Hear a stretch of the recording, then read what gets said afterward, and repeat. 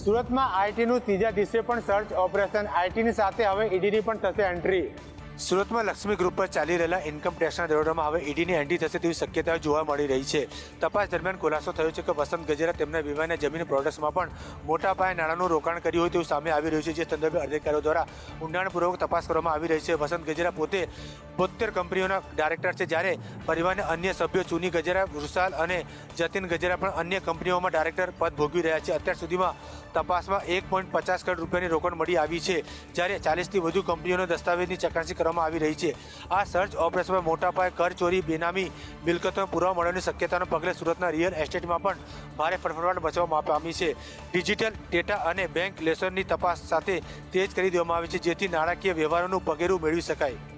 ગજેરા પરિવારના વ્યવસાયિક ભાગીદારો પણ આઈટીના રડારમાં છે, જેથી તપાસ લંબાઈ તેવી શક્યતાઓ છે। સુરતમાં ગેરકાયદેસર પાણી માફિયાઓ પર તવાઈ બોલાવવામાં આવી। સુરત મહાનગરપાલિકા દ્વારા આજે ડિંડોલી વિસ્તારમાં ગેરકાયદેસર પાણી માફિયાઓ વિરુદ્ધ મોટી કાર્યવાહી હાથ ધરવામાં આવી।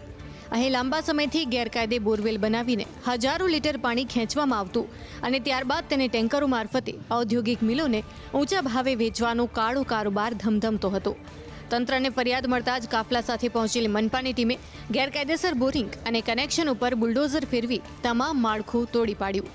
આ ગેરકાયદેસર પ્રવૃત્તિના કારણે ભૂગર્ભ જળના સ્તર નીચા જવાની અને આસપાસના રહીશોને પાણીની અછત વર્તાવાની ભીતિ સેવાઈ રહી હતી। અધિકારીઓએ સ્થળ ઉપરથી મહત્વના સાધનો જપ્ત કર્યા અને આ વેપારમાં સંકળાયેલા માફિયાઓ સામે કાયદેસરની કાર્યવાહી હાથ ધરી। શહેરના અન્ય વિસ્તારોમાં પણ આવા ગેરકાયદેસર બોરવેલ શોધી કાઢવા માટે પણ ટીમો બનાવવામાં આવી છે। મનપાએ સ્પષ્ટ કર્યું છે કે કુદરતી સંપત્તિની ચોરી કરનાર કોઈ પણ વ્યક્તિને છોડવામાં નહીં આવે। આ કાર્યવાહીથી પાણીનો વેપાર કરતા તત્વોમાં ભારે ફફડાટ વ્યાપ્યો છે। આગામી સમયમાં આ ઝુંબેશ વધુ આક્રમક બનાવવામાં આવે તેવી પણ શક્યતાઓ છે। વડોદરાના વોર્ડ નંબર 14માં છેલ્લા 2 મહિનાથી નળમાંથી પીવાના પાણીને બદલે કાળું મેશ જેવું પાણી આવે છે, જેને લઈને સ્થાનિકો ત્રાહિમામ પોકારી ઉઠ્યા છે। વડોદરા શહેરના વોર્ડ નંબર 14માં પીવાના પાણીની સમસ્યાએ હવે વિકરાળ સ્વરૂપ ધારણ કર્યું છે, જ્યાં રહેવાસીઓને છેલ્લા 8 અઠવાડિયાથી શુદ્ધ પાણીના ટીપા માટે ફાંફા મારવા પડી રહ્યા છે। સ્થાનિકોના જણાવ્યા અનુસાર નળમાં આવતું પાણી એટલું કાળું અને દુર્ગંધયુક્ત છે કે તેનો ઉપયોગ કપડાં ધોવા માટે પણ કરી શકાતો નથી।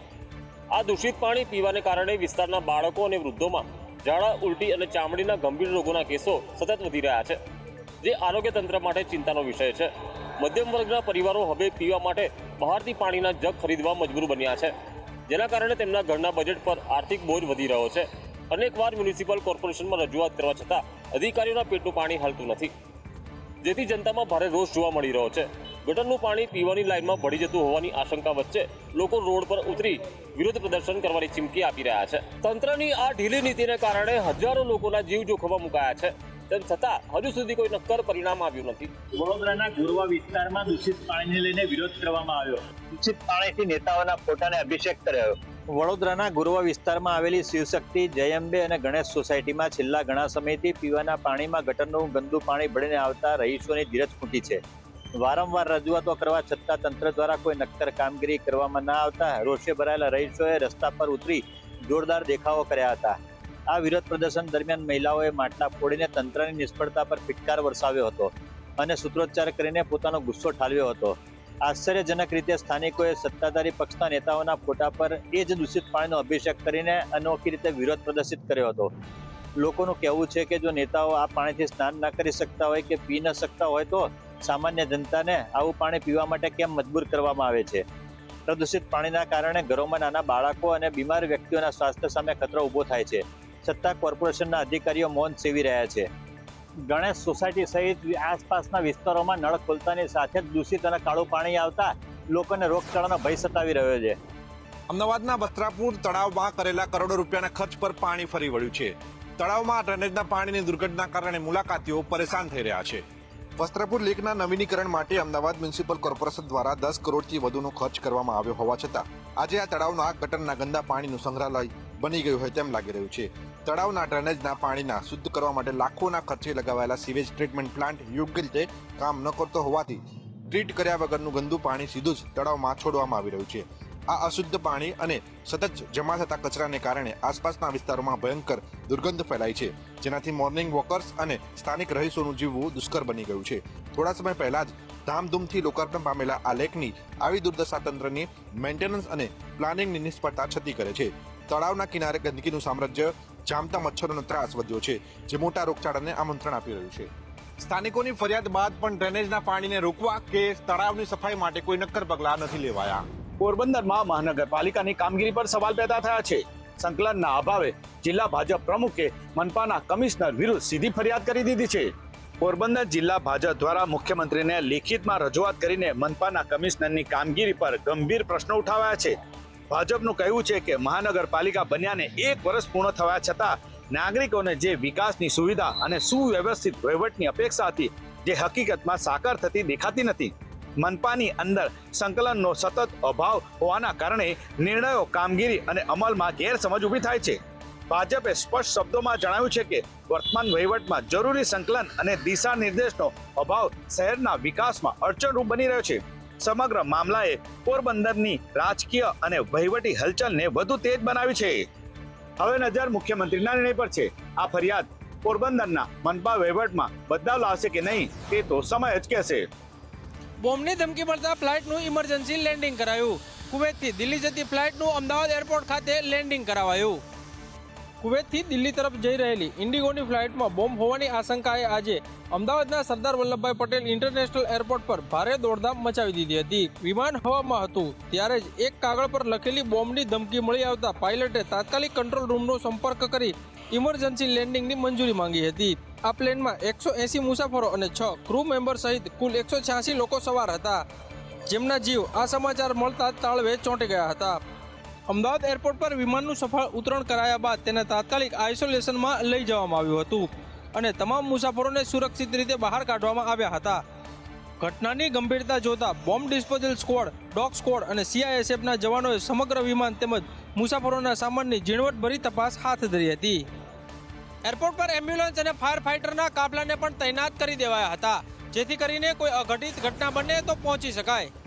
સુરતમાં ટ્રાફિકની સમસ્યાથી લોકોને ભોગવવાનો વારો આવ્યો છે, ત્યારે કમિશનરોને CM અને ડેપ્યુટી CMએ 48 કલાકનો સમય આપ્યા છતાં ટ્રાફિકની સમસ્યાને કોઈ નિરાકરણ નથી. સુરતનો વરાછા સ્ટેશન રોડ હાલ ટ્રાફિકના ચક્કાજામથી કહાર રહ્યો છે, જ્યાં વાહન ચાલકો કલાકો સુધી રસ્તા પર ફસાયેલા જોવા મળે છે. રાજ્યના મુખ્યમંત્રી અને નાયબ મુખ્યમંત્રીએ ટ્રાફિક સમસ્યાના ઉકેલ માટે કમિશનરોને રસ્તા પર ઉતરીને 48 કલાકમાં નિરાકરણ લાવવાનું અલ્ટિમેટમ આપ્યા હોવા છતાં સુરતનું મહાનગરપાલિકાનું તંત્ર ઘોર નિદ્રામાં હોય તેવું લાગી રહ્યું છે.